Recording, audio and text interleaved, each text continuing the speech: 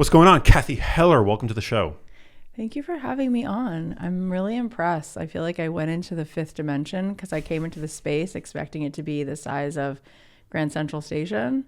And maybe that's the quantum way that you feel, but then the space is so cool, but it's not the size of Grand Central Station. It's a little more intimate. It's a little smaller than that. Yeah. Yeah. We like to keep it close. No, it's beautiful. Yeah. It's a comfortable size. It's beautiful, and I'm amazed what you can do, and I'm asking myself, why haven't I created this? Where do you host your podcast? I on a thing called Zoom for 1,000 episodes. Oh, let's wow. get it. 1,000? Almost. Let's maybe up the ante. Wow. Maybe this could happen. Yeah. It was a game changer when I decided to create a studio, like an in-person studio, and now we do exclusively like in person. It's so much better. Because it creates like such a new level. Let's do it. Let's 100%. Be in the new level.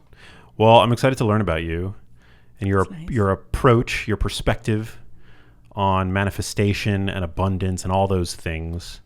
And I love the premise of was it your first book?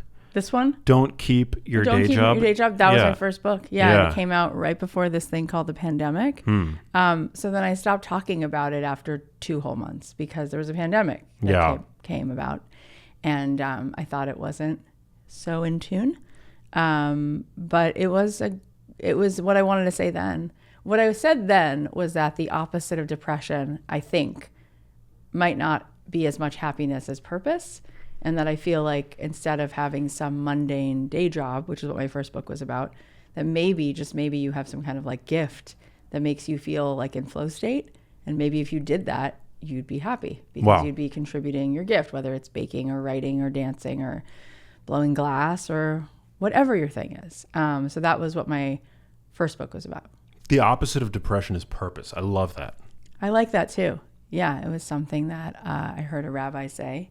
And I thought it made a lot of sense. Yeah, it echoes a lot of what I've heard Jordan Peterson talk about, and I couldn't agree more. That having responsibility, having purpose is, embracing life's challenges is, it's a salve for apathy and inactivity, inertia. Yeah, my mom, when I was growing up, suffered from just severe depression and tried to take her life a couple times. And we dealt with just a lot of instability around whether she'd be here or not be here. And she really didn't want to get out of bed and join the world. And she's an incredible pianist. She's a piano player. And she's also really talented as a musician and in a lot of ways. And what I came to find out when I was in my teens is that my mom was the lead in all of her plays in high school. She was in her senior yearbook, the most talented superlative. And then the girl who understudied her, when they graduated from high school, she said there was an audition for a show on Broadway called Little Shop of Horrors. It was new. And she said, we should go audition. And my mom said she couldn't because she believed that either you have this dream life career or you get married and have kids. You can't do both. So she kind of put her dreams on a shelf, and then she got married. And then the girl who played my mom's understudy in high school in every role, she actually got the part in the play, but then they also made it into a movie. And she, Ellen Green, is also in the movie of Little Shop with Rick Moranis and Steve Martin. And my mom, I think, felt as though she wasn't living her authentic, full express life. And I think that does wind up making you feel depressed. Because I think our favorite thing to do is to feel like we contributed to the world. And I think each of us has a way where we do that a little bit better. Some people are good at listening. Some people are good at, connecting people. Some people are good at math. Some people are good at whatever. The list goes on. And I think when you've been blessed to actually have something you feel passionate about, it's usually because when you do it, the world feels like they got something really great as a result of being with you in your element. And my rabbi, it's a theme you'll hear a lot because it's very much my perspective as a Jewish lens, but he said that if you were a guitar and instead of being played and playing music, you were holding a potted plant in the neck of the guitar, then you wouldn't be doing your particular assignment. And so we each kind of have a thing, and we don't always find it early on, but we do sometimes find it early on. I think my mom did, and then chose to sort of sacrifice a feeling of, being in her full alignment for what she thought was what had to happen. So when I went through high school and my parents divorced and my mom's suicidal sort of bouts, I was really seeking meaning. Like, what is the reason that we're here? What would be the opposite of the sadness that was going on in my house? And so that's kind of been the rest of my life, was kind of trying to answer those questions. You think your mom threw in the towel too early? Yeah, I mean, I think, she is 77 now. So she was, she missed women's lib. Like, she graduated from high school and they said you could be a secretary or a teacher. And also I have a lot to say about women's lib because, I mean, when the pendulums swing, they usually swing so far in one direction and then we have to kind of course correct. And so there's a lot to say about all of those things. But I think one of those pieces that we did get better is that women can have dreams and they can be moms and they can do both. And my mom didn't know that. Yeah, she should have taken that leap of faith and gone on to pursue her musical aspirations. Yeah. I think she probably would have I think happiness is an inside job. I think we have to make ourselves tune in, tap into our joy. And I think if you totally give that up and then think a person that you're married to is going to somehow fulfill that which you need to fulfill inside yourself, you won't be happy. So where did the title "Don't Keep Your Day Job" come from? Well, actually, it was my husband's. He's really good at naming things. I really think it's a skill he has.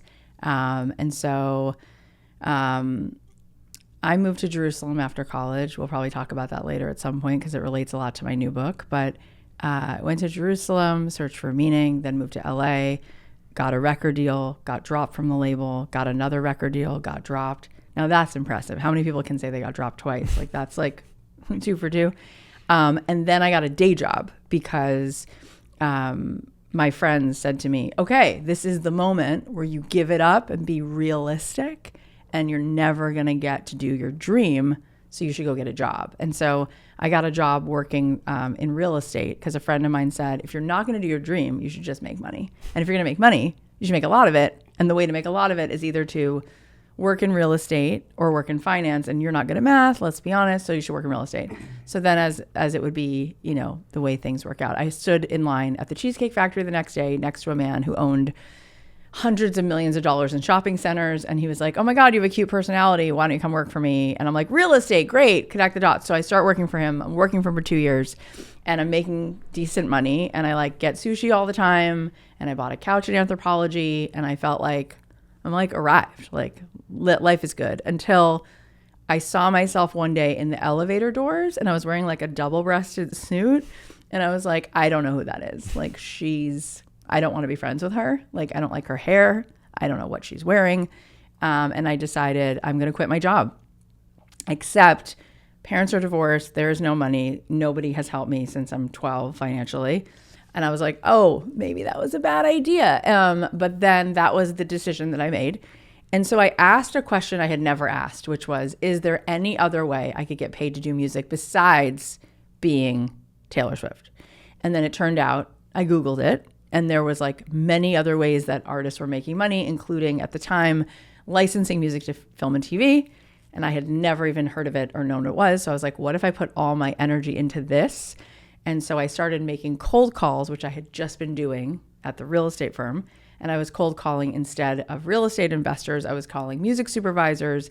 And sure enough, I kind of broke my teeth. And first I was awkward. I got a little less awkward. And because I have decent songwriting skills, I started asking them this question that no one had ever asked them, which was, instead of, can I send you my music? I said, what song do you need? What story are you telling? And they were like, oh, we're doing One Tree Hill. We need a song about this. We're doing, Switch to Birth, Younger, Grey's Anatomy. We need a song about this, about that. I'm like, okay. So then I would go write these songs, send them the songs. It was like shooting fish in a barrel. And then I heard something I couldn't believe I was hearing, which is no one ever asks us what songs we need.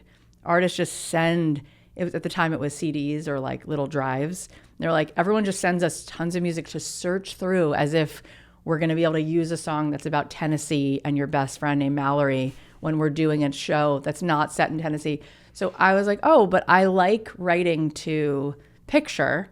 So then I became successful. I was making like 300 or 400 grand a year, writing songs for TV and film, songs for McDonald's, songs for Target, and then songs for a lot of TV shows. And I had a baby, I had another baby, and I was quite happy. And I realized, like, I don't need to be Beyonce. I'm really happy. I'm getting paid to do something I love. I feel like myself. I was taking classes at UCLA on the side, making enough money to buy a cute little Spanish style house in Carthay Circle. And I was like, I'm really like, I feel like I beat the system because I realized it's not all or nothing. So then a friend of mine said, why don't you start a podcast about that? And I had my third daughter at the time. She was 3 weeks old. And I was like, well, I'm never going to be less tired or less busy, not for a while. So like, let's do this. So I started a podcast, and, in the Talmud, it says that words from the heart just tend to speak to the heart. Like when people are just,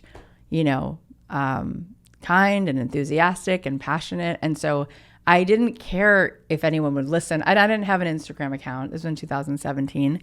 I didn't have anything, but I just thought that was like a nice, cool idea to start to talk about these things. And so I would interview people who had a version of their dream that wasn't necessarily the dreamiest version, but like they were living their dream. Like they got to live an honest life. They wanted to bake. They opened a bakery. They, loved to dance. Now she's a choreographer on So You Think You Can Dance. And it doesn't need to be that they were household names, but they were living their life. And I realized there were so many people between not doing what you love and being John Williams. There were so many things you could do.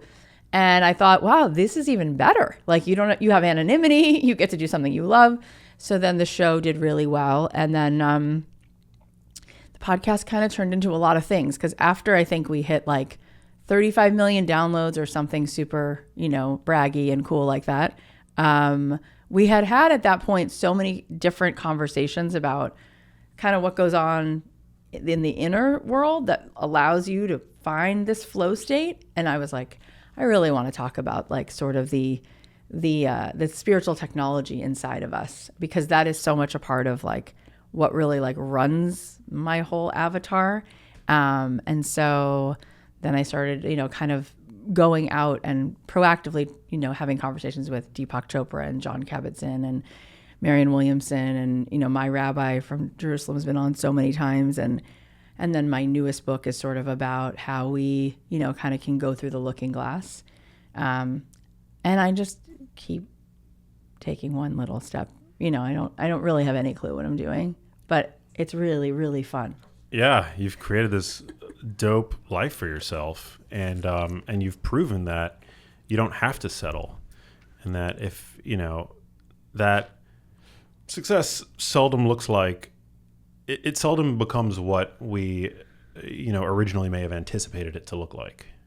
That it could take on many different forms, and there are many different roads up the mountain to self-expression, to feeling expressed as a person, whatever that looks like to you. Yeah. It's very cool. And I love your music background. I have a lot of friends in the music world, and that's cool. I want to know after. We'll probably have people in common. Yeah. But I the whole like don't keep your day job thing is really, the title really resonates with me, because you probably don't know, but I'm also a musician, and but I didn't grow up playing music. It's something that I willed out of desperation to do that in my life. And I remember starting out, I wasn't that good. And you would occasionally hear like, don't quit your day job or keep your day job. And I think that's one of the most condescending things. It's like, it could be very deflating. It's one of the most condescending things to say to somebody. Yeah. First of all, I had the exact same experience. I wasn't good at it at first. I was willing it to be. I heard Ed Sheeran say something that I thought was just great. And he said that if you've ever gone skiing and you go stay in like some kind of a cabin, you go in and you go to make pasta, you turn on the faucet and the water comes out a little bit brown. And then within like 8 seconds, it kind of runs clean because the pipes just needed to be turned on. And he said, when I was first writing music, he said, I had to write my way through the brown water. And eventually it became beautiful. And I think that so many people, they quit way too soon because they don't have the tolerance to make something mediocre. But you have to tolerate making mediocre things to get to a brilliant thing. And my first like 40 songs were like mediocre minus, like even less than mediocre. And I practiced it. And then they were quite good. And also when I was at Interscope and I was at Sunset Sounds and Lady Gaga was recording a version of Paparazzi. And then I also, at the same time that I got better, I also was able to be with the fact that she had a talent that felt sort of Olympic level. And I was okay with that too. That like, I think the universe is actually quite kind and will put you in the right size for exactly what you're supposed to do. And what's interesting is I knew when I came to LA, the breadcrumb that I had was I want to use my voice. So to me, that was like, let's write music. And for a while, you know, there was like some level of feedback from the world. Like, yeah. I mean, you just got Ron Fair to take him. Oh, Craig Kalman just offered you a deal. Oh, but you got dropped. Oh, but now you have like hundreds of songs that have been licensed and you're featured in Billboard and you're featured in all these magazines because you're doing so well as an indie artist. Right. Except that when I started the podcast, I wasn't trying at all. Like, zero. Like it was just a fun side passion project. And that the feedback on it was like instant. It was like, you know, what I'm doing in the podcast space is like, you know, in the top one, you know, how many of us have 50 million downloads? Like, and some of us, not me, but some people have like hundreds of million, right? Like I'm just, you know, but I'm still in that conversation, probably like the top 1,500 podcasts in the world. Definitely top 1%. Yeah. Yeah. Well, that wasn't the case for me in music, right? So I'm saying it's kind of cool to just know that like there is a river and you'll find your way in it and then it will kind of like take you the rest of the way. So there is something to be said that like, don't be so hard on yourself and give up when you're not making something brilliant. And also, maybe you love music and you won't be a musician, but you'll get better at it. But maybe you'll be a music supervisor who chooses music. Like there's something there, like stay with that and then kind of let the world, you know, dialogue with the universe until you kind of go, no, actually this podcast turns out is how I'm supposed to use my voice. Right? Yeah, I totally relate to that. For me, it was imperative to be using my voice. There's something about singing, about communicating ideas. Yeah. And isn't this, I mean, for me, my woo-woo friends say that it has something to do with my throat chakra being really open. I don't know anything about it. You might know I don't know more. anything about chakras, yeah, but neither do I. that's so beautiful. And that intrigues me so much. And that makes sense. Yeah, it's cool. Yeah, and I was just going to say, I feel like for me, now that I have a bunch of musician friends and some are very, you know, famous, personally, I would much prefer to be doing this. Because like we've put out probably 950 episodes, probably recorded 1,000 already. It's so much easier for me to do this than that. Yeah. Like performing the exact same songs for a year around the world and then for another year around the world. Like I want to be home. I want to like wear my pajamas all day. I don't know. Yeah. And also, I mean, I know enough musicians at this point who have had massive hit songs that I can say with certainty that having a hit song isn't a guarantee of career longevity. God. No, it's not. You know? No, it's like not. The music industry is so fickle. It's fickle. That's true. Yeah. Well, and the pop music universe, like the music consumers are fickle. Yeah, there's a whole lot to say about that. But I love what you said about the heart speaking to the heart. You know, it's like there's a band that I really love. I've become like a recent fan of a band that comes from it's like a 90s band. They blew up in the 90s. They had a song on the Cruel Intentions soundtrack, but I love soundtracks. Yeah, but I wasn't a fan of theirs back then.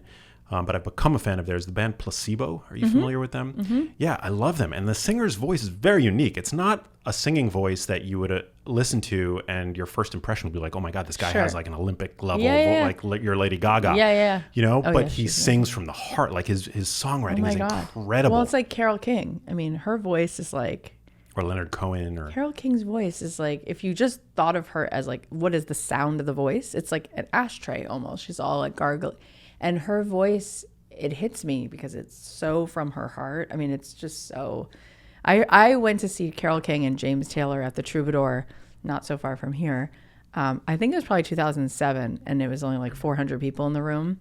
And I mean, there was no dry eye in the house because the amount of sincerity and vulnerability and pure talent. There's like no auto tune. There's no smoke and mirror. It's pretty amazing. So yeah, I don't think it's about the voice. It's about what's coming through the voice. yeah, I mean, you want to be the best singer that you can be, but like, Yeah. as long as your songwriting is coming from a real place. Bob Dylan. I mean, he's not. Bob Dylan. Yeah. Yeah.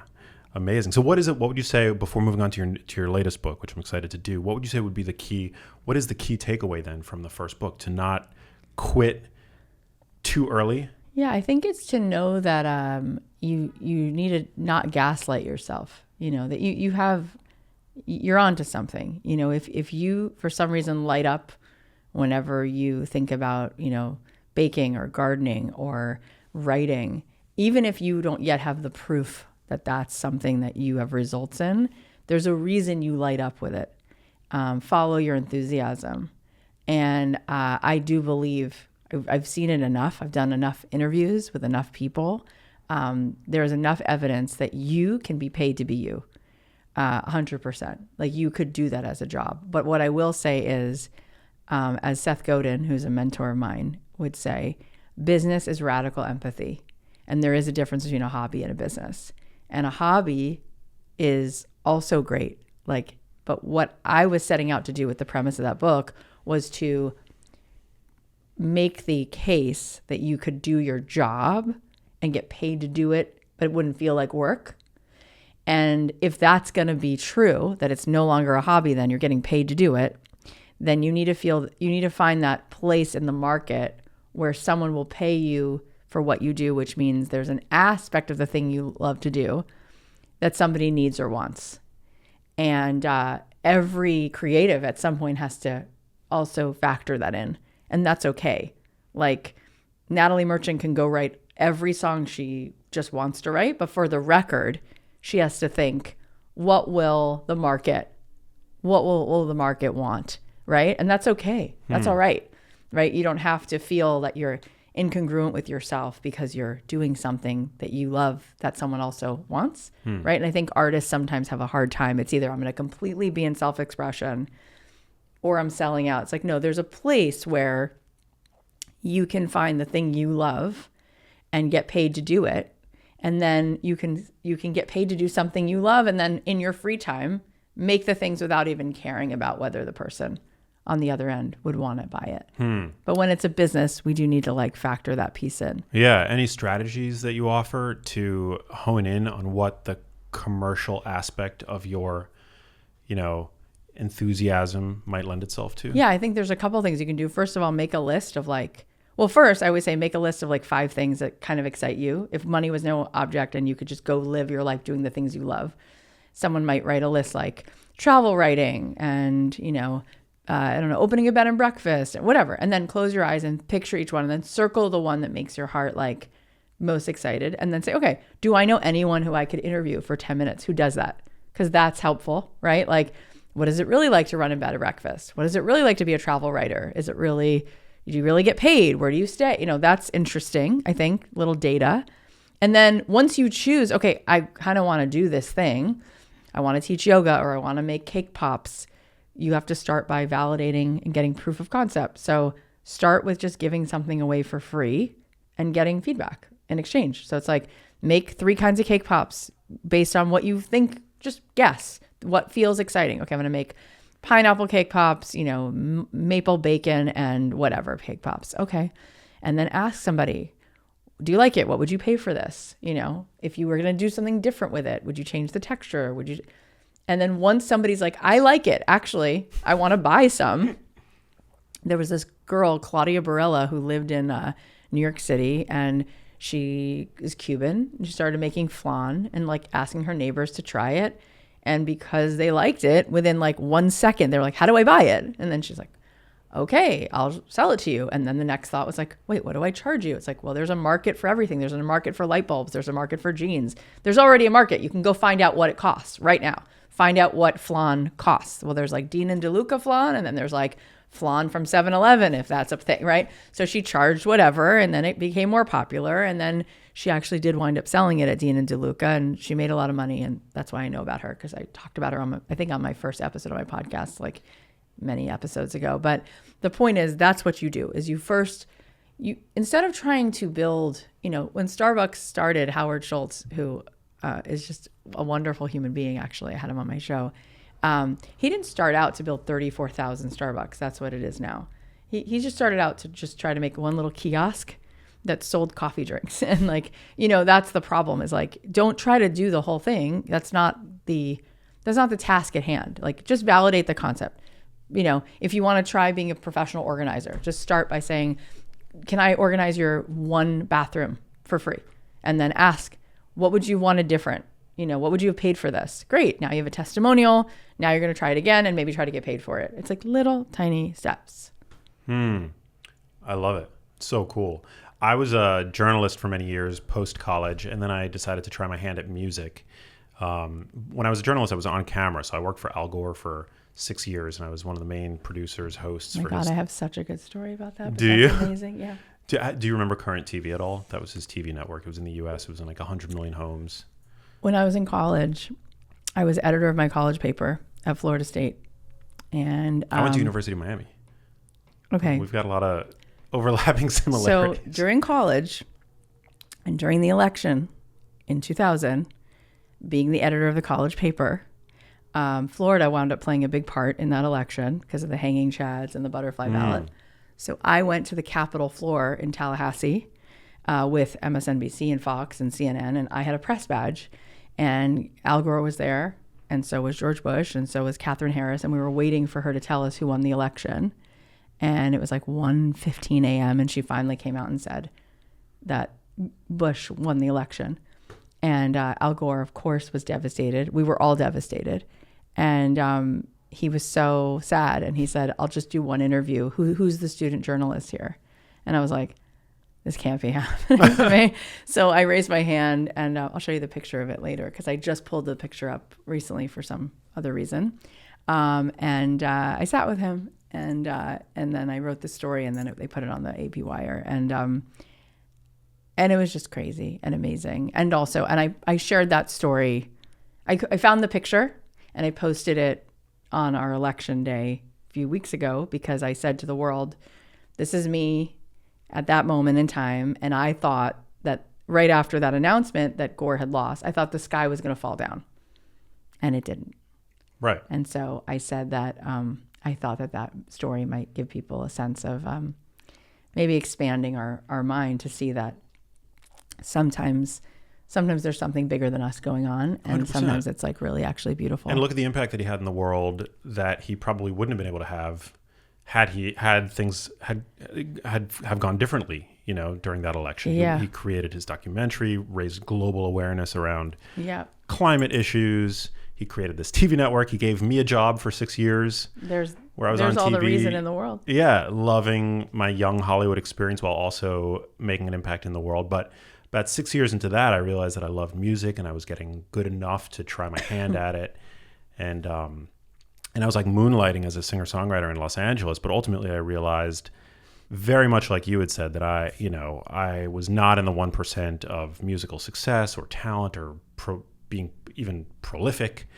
Although I was very passionate about it, and I loved it, and I feel like that's exactly how I would describe it. Yeah, I just felt that wasn't my purpose here. There's a million other singer-songwriters, who've been doing it way longer than I have, who, I look up to, and I'm like, but then I fell into, due to family tragedy and whatever, it's a story I've told a million times, but health, science, communication. And very early on, I realized that there are very few people that are able to do what it is that I'm able to do with that in that regard. Yeah, it's cool. And and all of the boxes that needed to be checked for me to feel expressed, I was checking. I was communicating. I was using my voice. I was doing it in a way that was fearless, and I was getting that instant feedback from it, the kind that you get from a podcast and creating content. Yeah, it's fun. Yeah, it's amazing. What a gift to be able to, pivot like that and land on something that I know. It's a tremendous gift. Yeah. My husband often says, like, if you were born in a different time, right? Like, how cool, like, that this thing exists now. I heard Adam Carolla saying today that, like, podcasting, when he started 16 years ago, people thought that was, like, insane. Like, why are you doing that? And now, they believe that, like, podcasts are so consequential. Like, they're so important. They played a huge role in the election. Like, there's so much, like, 4 years ago, even, people didn't care. Massive. It's amazing. Yeah. I mean, we're so blessed to have, like, had the sort of skill and also the excitement about something in the same time as it is, like, becoming such a thing. It's, like, really fun to be a part of that. Yeah, I would liken it to, like, imagine if Mozart had been born before the advent of the piano. Right. It's like, that would have been such or if, a like, bummer. To make it topical, like if Joe Rogan were born prior to the, advent of the podcast. Right. Like, what a loss that would be. Right. It's like to the world. Yeah. We wouldn't have known it, but yeah, it's very true. interesting. Yeah. Okay, so talk to me about abundance. So yeah, when people write into the podcast or they ask questions or we host events, like, the thing that people always say, like, I'm like, what do you want? They want abundance, right? That's always what it comes down to. They want some form of abundance. So I often say to people, well, what would that list of things that are abundant look like? What would your life be like if it was abundant? Like, well, I'd have, a lot of money, an amazing relationship, a gorgeous house, a vacation home, all those things. And I'm like, great. Okay. And then I often say, I think you have way bigger dreams than that. And then they usually look at me like, what do you mean? And then I say, well, correct me if I'm wrong. Do you think it would feel abundant if you just felt this feeling of, like, a lightness in your being? Like, you felt creativity moving through you. Felt like this nonstop stream of creative ideas. So, like, yeah, I'm like, well, what if you, I don't know, felt like you were just, like, living in synchronicity a lot, like life was just flowing. And they're like, yeah. I'm like, yeah. So I think that that's what you really mean when you say abundance. Because I say to people, and I say in the book, I don't think that if you just had a pile of things, that you would feel more abundant. I think that those can also be great. It's great to have nice towels, and it's great to stay in a beautiful hotel, and it's great to have a lot of beautiful, things in our external environment, but it's our internal world that makes us feel abundant or not. And what's really uncanny is that, you have so much more access to that second list immediately than the first list. So when I started doing meditation retreats, and when I was living in Jerusalem and I was studying spirituality and Kabbalah and Jewish mysticism, I'm like, I felt so unbelievably, it wasn't even joy. It's like beyond joy. It's like just equanimity, like deep equanimity, and like reverence and awe and wonder and magic. That what's fascinating to me is that when you access that wholeness, that feeling of arriving at your own door, it's really amazing how, like, a lot of abundant things show up in your 3D life, to reflect almost how much abundance you're really swimming in. So I've been really, like, I've been on that journey for a long time, like, seeking, how does it work?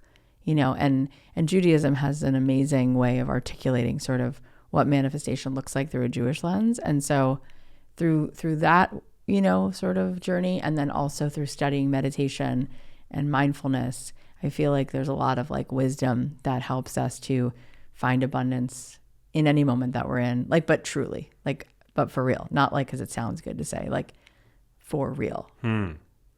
What does the Jewish lens teach us about abundance? So, I mean, I was raised Jewish, but I know nothing of the Yeah. Kabbalah or the Talmud or any of that stuff. Yeah. So I was also raised Jewish, but like only knew Mel Brooks and Lox and Bagels, which Yeah. not bad. I mean, I like Lox and Bagels, although I didn't like it then. And I really like Mel Brooks. So like pretty good, except that I didn't really know anything about Judaism. And I only came to find out later that, you know, in the 6 million Jews that died in the Holocaust, we lost 99.9% of all these Kabbalists, like all these incredible teachers of like Torah and Talmud, they died.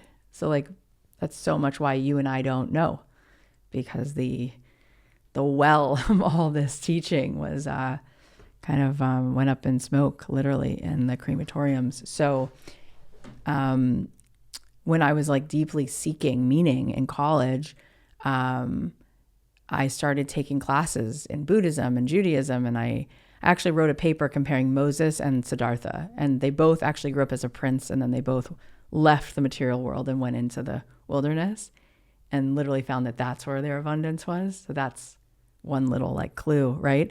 And they both did that, which is interesting. But Rabbi Aaron, who's like my like greatest teacher, he said that the word Kabbalah literally means the Hebrew word lekabel, means to receive. And so Kabbalah is the path to receivership. And, you know, a lot of people don't know a lot about a lot of things, including myself, but we think like yoga, for instance, is like exercise, like getting on a mat. But if you ask Deepak Chopra, he would say yoga is like many things, and the exercise part is like one tiny part of it. So Judaism is many things, and Kabbalah is not like separate from it. It's just part of the mystical side of the essence of the core of Judaism. I think Madonna made it seem like Kabbalah is like its own separate, it's just part of basic mainstream Jewish thought.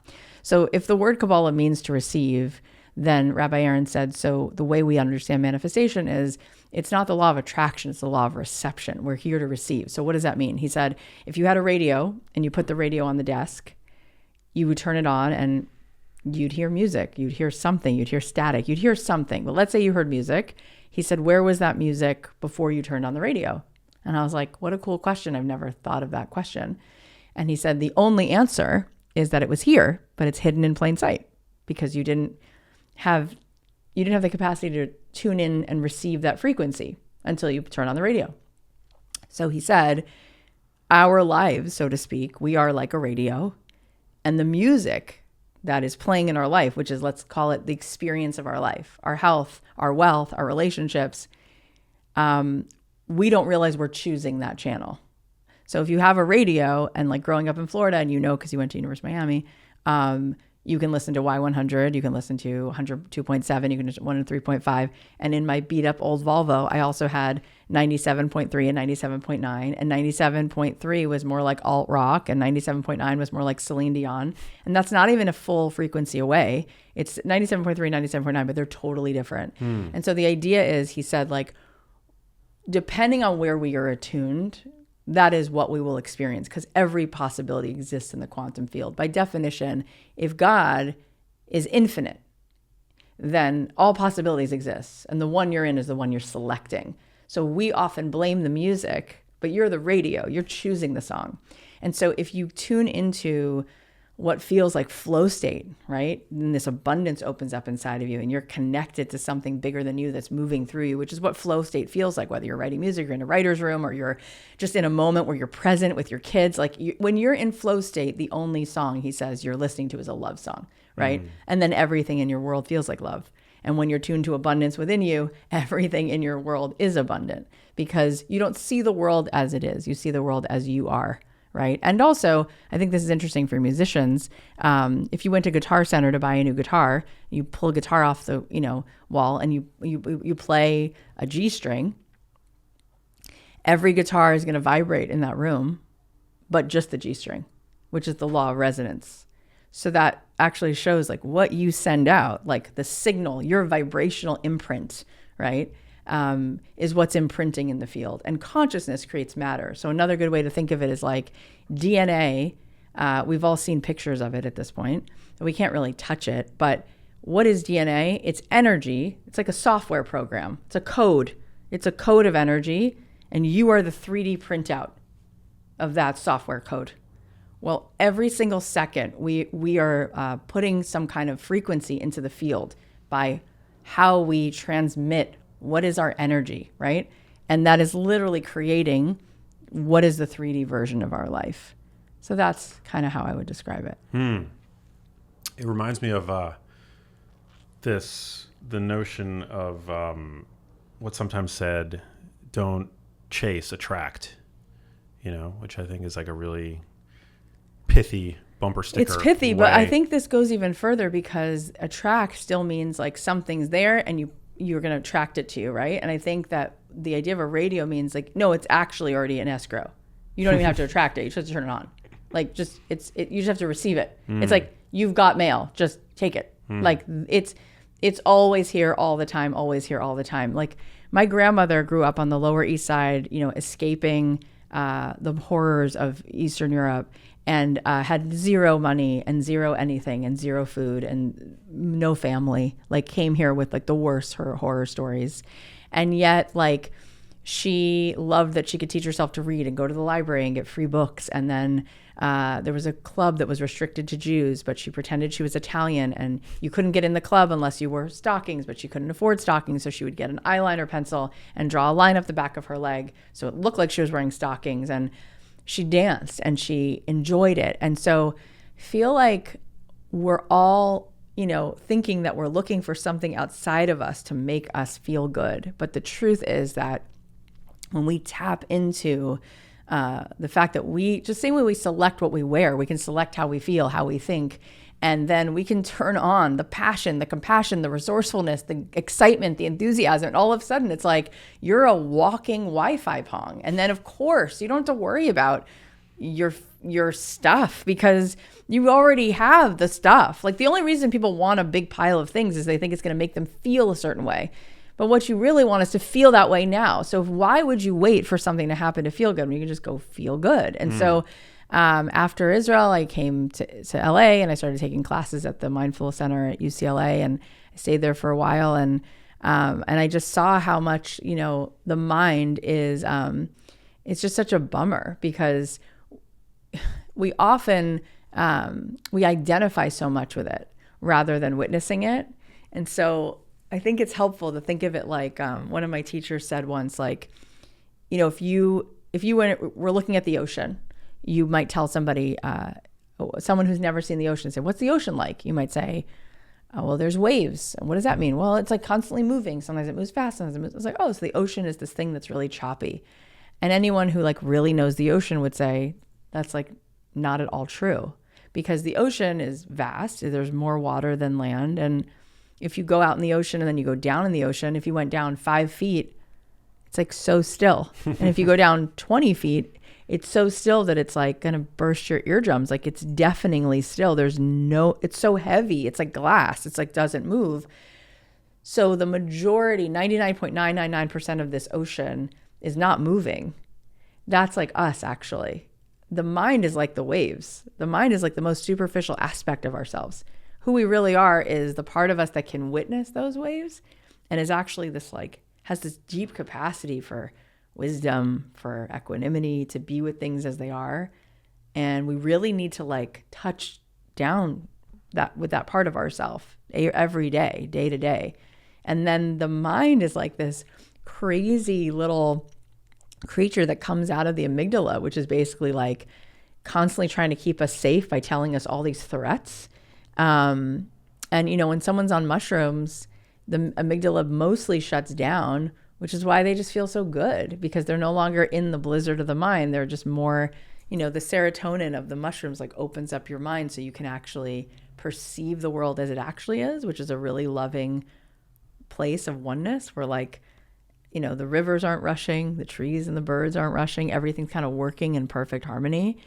It's just humans, and only some, not all. A lot of people are actually super nice, but there's some people that are very caught in that mind, and that mind tells them a really interesting story of the world as it is perceived as a threat. And then they feel really urgent that they need to make more money in order to feel like they're more, or do something instantly in order to feel better. And like, the truth is that if you go on a meditation retreat, or you go walk on the beach for a minute without your phone, or you take a really big deep breath and put your hand on your heart and notice if you're regulated or dysregulated, like within a moment, my point is, there's a world within you that is actually at peace, and it's just not in the back of your brain. It's like actually in here. So that's where we can manifest immediately what we really want, which is well-being. You know, we really just want well-being. Yeah. And just having bigger piles of things doesn't necessarily mean that you're going to have well-being. Although I think you can have both, which is why I like writing this book, because I actually think that we're not meant to have to choose between spiritual or physical wealth. I actually think the whole thing is all part of the same.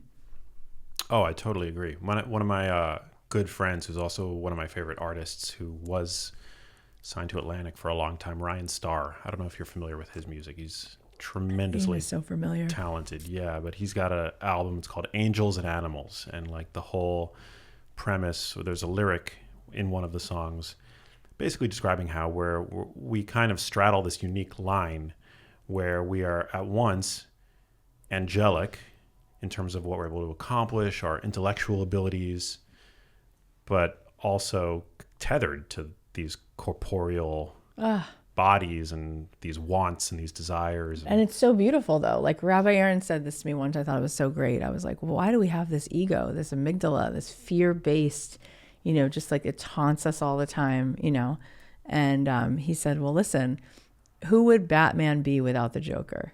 He wouldn't be Batman. It's like every day we all have this, we kind of like it that way because we like playing this video game called, can I choose higher consciousness? Can I choose the more expanded, more peaceful, more like, or is my ego going to win? And so it's almost like the ego also works on behalf of the light. It's like the contrast in our life is helpful. It helps us know what we prefer.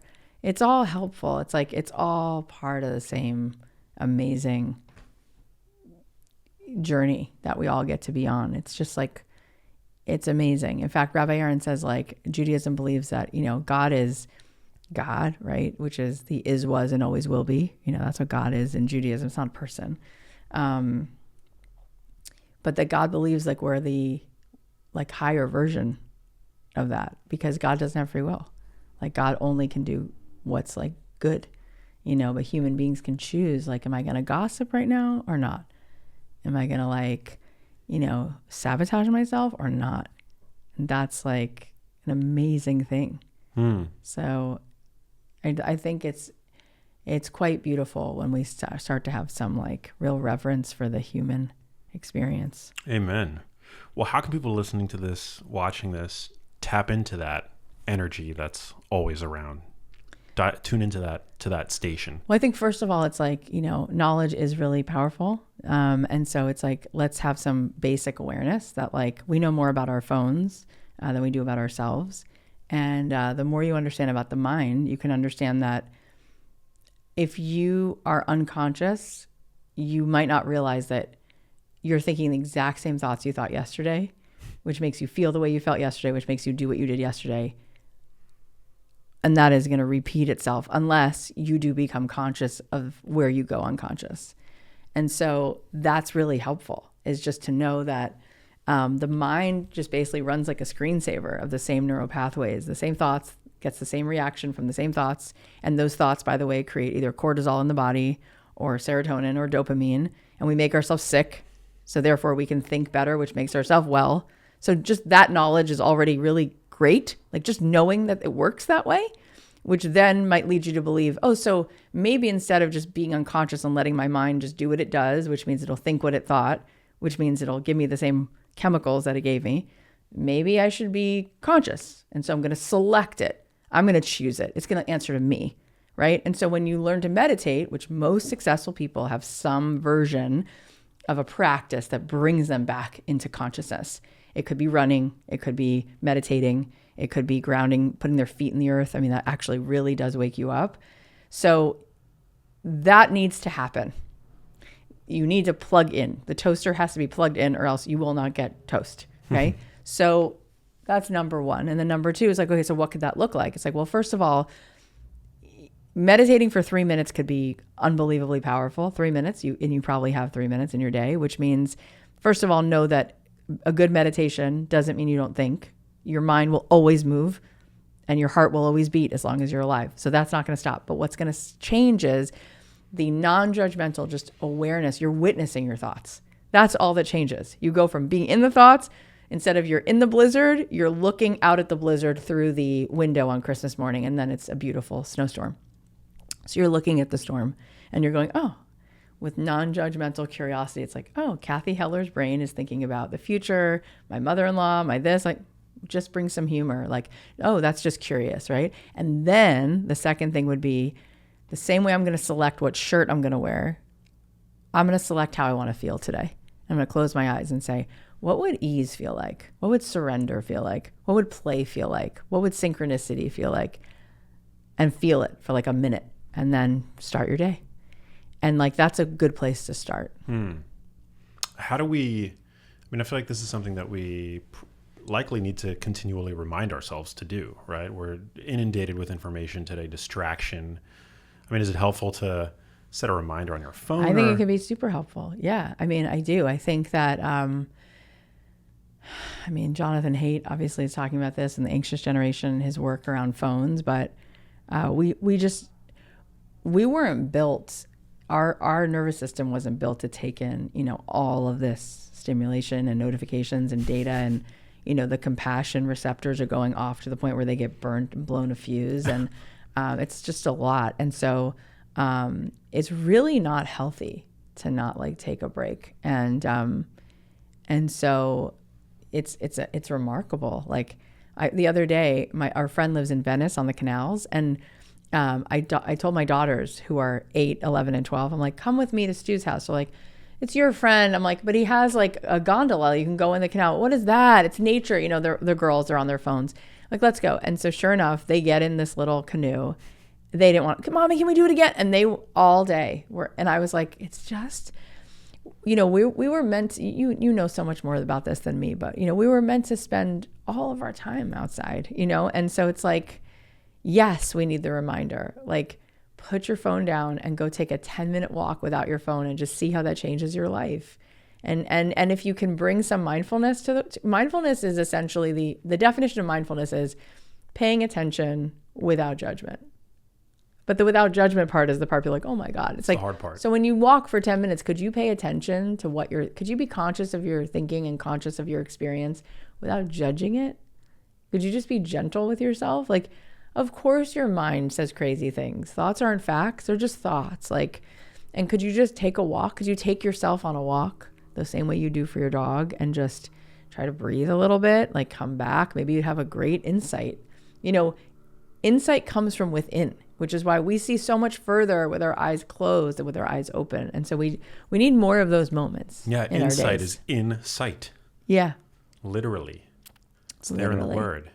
It's there in a word. Can exercise fulfill this need? Is there any way that, because I was trained to meditate in like a Vedic style, but I've never developed a routine practice. I just don't have the discipline. Yeah, it is. It takes a tremendous amount of discipline. I think exercise can be amazing because I think part of it is just, I think meditation sometimes there's all different kinds and some don't work as well for others. I think part of the reason, like I've gone with Dr. Joe Dispenza several times on like a week-long retreat. And the reason I like those meditations is because, again, there's so many versions of, some people, they're like, just sit and feel their breath. With Dr. Joe, it's more like, find the part of you that's beyond your body, beyond space, beyond time. No body, nowhere, and no time. And in this part of you, just feel, it's like the psilocybin experience. You're just like free of the story, free of the body, free of the past, free of the future. You're just kind of floating like in consciousness, right? And then he'll say, what could you possibly select for yourself from the quantum field of all things possible that you'd want to feel? And then you feel this higher love because that's all you really are seeking. There's like, my point is, there's nothing in your life, there's no amount of approval, no amount of money, no amount of things that will come as close or anywhere near how you can feel when you just decide that you you're going to give yourself the permission slip to feel good, period. Like you're not going to wait. You're going to RSVP to your own party, which I think we all do when we're like 80. But why would we wait? Like, why not do it now, you know? And I think it's just fascinating how we outsource our well-being, and we have the capacity to memorize how it feels to be free of what everybody else needs from us, to prove our existence. And we can just be. One of my mindfulness teachers said, every morning it's like a radical practice to have a cup of tea, and intentionally invite all the parts of you, like the brave parts, the liar in you, the part of you that's broken, the part of you that's magnificent, and just have tea. It's like, that's probably the biggest, fastest way to improve everything in your life, is to do that. Because when you fully can like be with, oh, this part of me is a straight up liar, like we're all lying at something. People pleasing is lying, like we're all like, that's a somebody we're trying to be, So I'm just saying, like, when you have compassion and you can just have gentle, like, compassion for everything that you are, and also own the parts of you that are like magnificent. Like when you come to terms with that, there's nothing that will feel as good as that. And that's available. And I think that we kind of owe that to the world, not to walk around in such a lack of that everything needs to become then something that fills that. That's not fair to your relationship. That's not fair to your work. That's not fair to people who have to feel a little bit. They can feel it, subconsciously, like you're needing something from them to prove to themselves. That's like probably, fundamentally one of the biggest issues underlying anything. So I don't know that it has to be like straight up meditation. It can just be a few mindful practices and few intentional practices that help get you back into your full wholeness every day. Wow. Yeah, we had it's so powerful. We had Mike Posner on the show recently, and something he said really stood out to me, and it was just so powerful that, every day when he wakes up, his old friends are there waiting to hang out with him. Laziness, apathy, depression, jealousy. Yeah. And he tells those friends, he says, I see you, I hear you, you've served me some purpose in the past, but we're not hanging out today. And it's a conscious decision to go in another direction, to leave them behind. I've heard it referred to as parts work, although I don't know if there's love that. I love what you just said. That's even, I don't know, a new addition to what I've been saying, and I like it a lot. And I've never heard of parts work, but now I'm like, yeah, I you go to the DMV, you just think about regular people. There's so much, it's like this, like I've heard it said that like pain is inevitable, but suffering's optional. There's just so much suffering that comes from like our unwillingness to do that, which is like, let's just like roll out the welcome mat to all that we are, all that we've been, and then go live out the rest of your day from that place. You'll just have such a better day. And there's something about the energy. We're talking about energetic imprints and how people show up and what they, the most impressive person in a room is not who's wearing the coolest clothes or who went to the best college. It's like, how do you make people feel when they're with you? How do you feel? Right? That's like ultimately. So there's nothing like authenticity. Like when you're in your wholeness and you're just okay with what you are, you're not trying to impress anyone or prove yourself. It's so fun to be around that kind of person. So, and that's what I mean about manifesting. It's like I say to women who really they want a better job, or they want more abundance, or they want to meet a guy. I'm like, listen, think about Zooey Deschanel and, who she plays, the characters that she plays. The characters that she plays are like, they're okay with who they are. That's kind of the like thing she's got going on. And so if you go on a date and you really want to be liked, you just killed the date. But if you go on a date and you're like having your own party, it's game on. It's like everybody wants to be a part of it, right? Yeah. And so it's like, before you go out for the day, like, did you have your own vote? Do you have your own vote? Like, do you have your own party going on? Like, why are you waiting for something to give you that fun? Like, And the fun comes from being like, this is all my liars inside of me. These are all the things.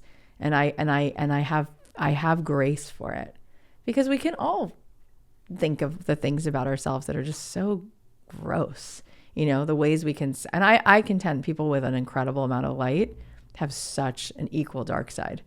Like when I go down, I go like down. If I'm going to go down, it's like, I'm committed. Like I'm going to like burn it all down and everything's coming with me, So, and I have reverence for that. Do I like that part of myself? No, it causes me so much pain, but I also, completely and totally understand from where it comes, and she's welcome, and because of that, I really extend that. I mean it. I really extend that to every person. Like when I'm on Instagram and I post something, like I recently posted something about Bobby Kennedy, who's a close friend of mine, and people went crazy. They either love it or they think I'm literally they think I'm the devil. And I'm like, people are like, are you so hurt? And I'm like, no, because I have empathy and compassion for how people arrive at whatever they arrive at. I'm just doing me. I'm just living my life. I know him personally. I lived 2 doors down from him for years. I like really know him. And so I really feel like whatever I post, whether it's about me, I mean, I lived in Israel for several years. I posted about that. Whatever I'm posting is my truth. I'm not guessing. I'm not going to post something that I don't know. I'm posting something only because I really believe it and mean it and da-da-da. And then if somebody else wants to be wherever they fall in, they love it. Okay. I didn't like need you to love it. I hate it. Okay. You're allowed to, you know what I'm saying? Like when you come and you sit with yourself by the river, everybody's welcome. It's like we're actually not all supposed to be the same. We don't have the same faces. We're not supposed to think the same. It's good. The orchestra's supposed to have lots of notes. Mm-hmm. It's healthy. It's not a problem that people don't like you. They're not supposed to like you all. I don't like everybody. Why should I? We're not all supposed to like the same music or the same food. So just saying, there's such a radical degree of well-being that comes from just being okay with the parts of you that are good and bad. You can then extend that. Like if somebody's nasty, it's like, you've been nasty, and then you don't take, I don't know. I guess because I'm okay with who I am, I don't need someone to approve.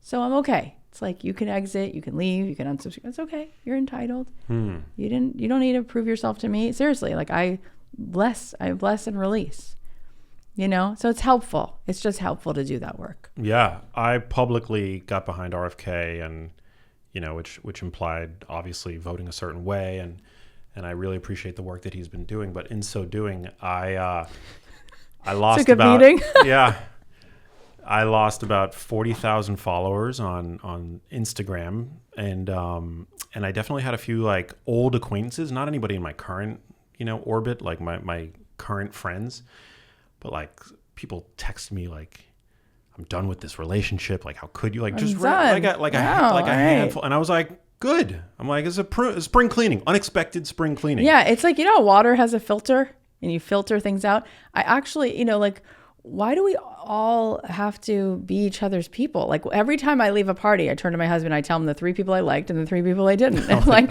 we don't all like each other, but it's sad on that one because I mean, so Cheryl Hines is a friend of mine and she was on my podcast and we became friends, and then we moved, I don't want to say where, but we moved near to where they are. I didn't know that they lived so close, and then we were neighbors, and then, he would come hiking with my kids and find tree frogs, and like, I mean, he's just the sweetest, coolest person, not to mention he's like sober and he has like an incredible respect for sobriety and the human condition. And then well after that, years after, he decided he was gonna throw his hand in the ring, and I was like, and I know I just gotten to spend so much time that it's interesting. My husband said, you would think that instead of people just, screaming at you, they might say instead, well, I've loved you for so long. Tell me more. Like if you really feel that way, as opposed to like, you betrayed me. It's like, we make all these leaps, and that's maybe not so great to make all these leaps. We might want to slow down and understand better. I was in 2000, I've spent a lot of time in Israel, and in 2005, I was in Israel when we pulled out of Gaza. We pulled out of Gush Katif, the last people who lived there. And I was there helping, volunteering as families were leaving in 2005. No Jew was left in Gaza, you know. And then we watched as,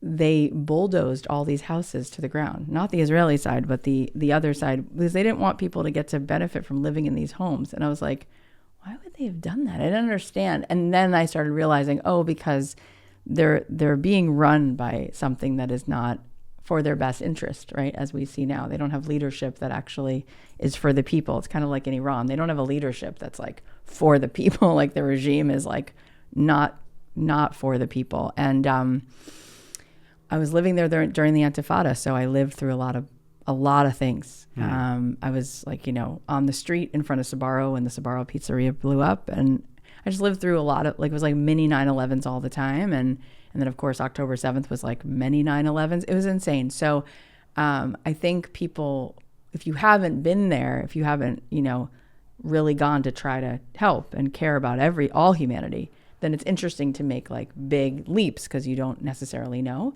And so it's the same thing with Bobby. I'm like, have you listened to him talk for 5 minutes? How about 10? How about 40? Because he's so measured and loving and kind and really just wants better science. Like people think he's so anti-vax. I'm like, he actually just wants to test better. He wants to understand it better. Precisely. Yeah. I have a friend who was completely not on that side, but years ago, he went to Harvard Medical School, had written an article about how kids in the UK take a few less vaccines than our kids. And like, maybe we only need a few. We don't need all of them because it went from like 8 to like 80. It's like a lot. 72 before 18. So he wrote this article, and this is before Bobby was on the scene with his campaign.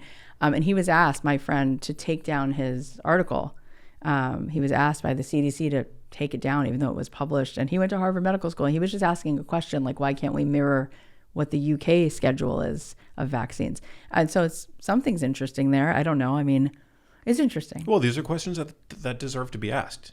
And I've always said that whatever questions you feel like you're not supposed to be asking are probably the ones that ought to be asked. I don't know. We used to live in a time where like we thought it was cool to be like anti-establishment and like ask a question, and now it's like so dangerous to ask a question. But why? To rage against the machine. Yeah, exactly. Yeah, I don't know. So, and there's just so much I love about him that vaccines were never really my issue. Like my kids got vaccinated. I didn't know anything about it, except I didn't give them the COVID vaccine, my kids, but they got all the other ones.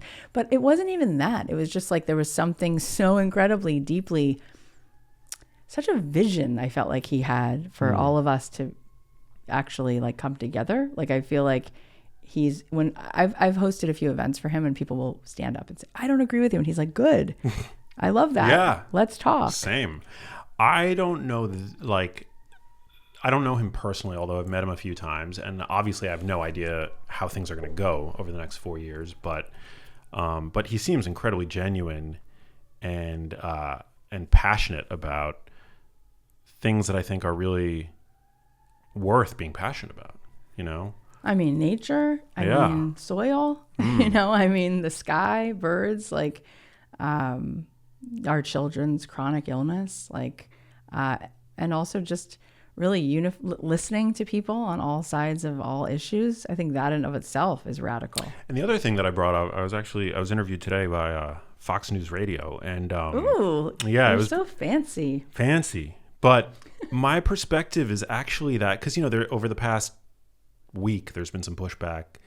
Claims that he's unqualified for the position. I actually think he's the most qualified because of his expertise in environmental health. Yeah, Water Keepers Alliance. Our problems today are environmental in nature. It has to do with the environment. Yeah, 100%. Our genes load the gun, but it's our environment that pulls the trigger. Which everybody, I don't know how people don't know that, but like the people that make Roundup, like he sued them and won. Like, our soil is so screwed right now because of these pesticides, and he's been working on that for decades. So it's amazing. It really is. And like he could just not do this. You know what I mean? Like he could just like he likes his life. Like he likes going hiking. He could just not do this easily. He's rich. he's rich with like, he's so happy is what I mean. He drives like a beat up van with his like 5 dogs and hikes on our street every day. Like he's rich in every way and he just doesn't have to do this. But he, he saw his father, be killed. He was 14 and his dad gave him this book. You know the story? 2 weeks before his dad died, he gave him a book. And it was about, what's it, Sisyphus? It was like the guy. Myth of Sisyphus? Yeah. And he's like, Bobby, did you read the book? And he was like, no, you give me books all the time. He's like, read this one. So he asked him a few times before he was killed, read the book. So he's like, I better read it now that he died, because he kept mentioning it. And he said this book was about, I guess this is like Greek mythology, but like this man just like kept pushing this boulder up the hill and it would fall back and he would wake up again and push it back up the hill. Yeah. And he said, it's not even about, the victory is not even about for me. Like if I get it up the hill, I just have to do my part, which is I've been asked to push this boulder up the hill, and just doing the assignment of what I'm supposed to do every day.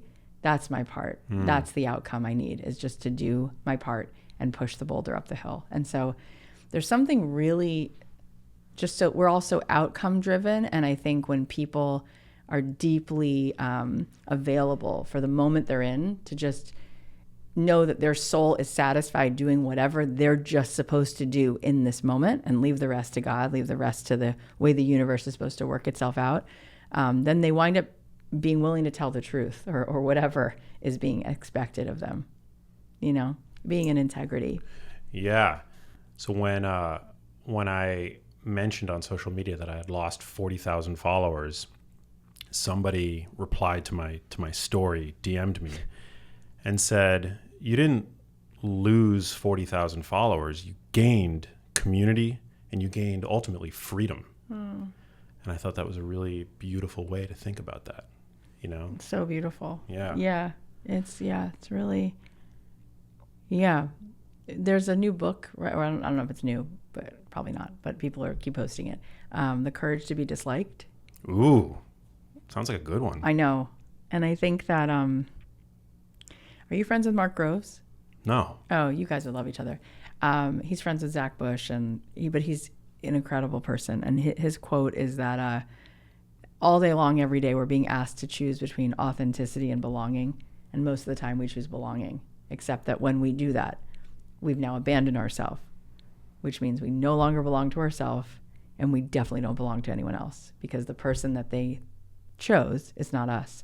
Wow. So it's just an incredible gift to give yourself, to just say, like, with anything I'm doing, I'm just going to be authentic. And then people get to decide what they do with that, and I'm also going to do my best every day to be kind. Right? So if I'm doing my best to be kind, and I'm doing my best to be authentic, I think everything will shake out the way it needs to be. Amen. Well, Cathy, this was so fun. So fun. So great getting to know you. You're so sweet. I can't wait to have you on my podcast. Oh man, it would be so fun. I'd be honored. I'd be honored. I've got one last question for you before we get to that. Where can my loyal listeners and viewers pick up your new book, and how can they connect with you on social media? Amazing. On social media, I'm just Cathy Heller, Cathy with a C. And the book is everywhere. So Amazon, Barnes & Noble, Target, all that. But if you want these like extra bonuses, I taught a workshop on how to make meditation easy. And it's like an hour workshop with like a workbook. And if you go to cathyheller.com/book and you get the book, then you can get all the bonuses. I love it. And Cathy was my mom's name, and she spelled it with a K though. Okay. But my mom's name is Cathy, so I love that. Special affinity for that name. Last question that gets asked everybody on the show: what does living a genius life mean to you? I think a genius is somebody who learns from everyone, and also moves into their most genius zone, which is the part of us that's not trying to get it right, the part of us that's living in the moment, in like that kind of flow state we were talking about. The most impressive part of us is the most loving, open, receptive, willing to learn, willing to be in the moment part. Hear, hear. Thanks for coming out. Thank you. Hey, if you liked that video, you need to check out this one here, and I'll see you there.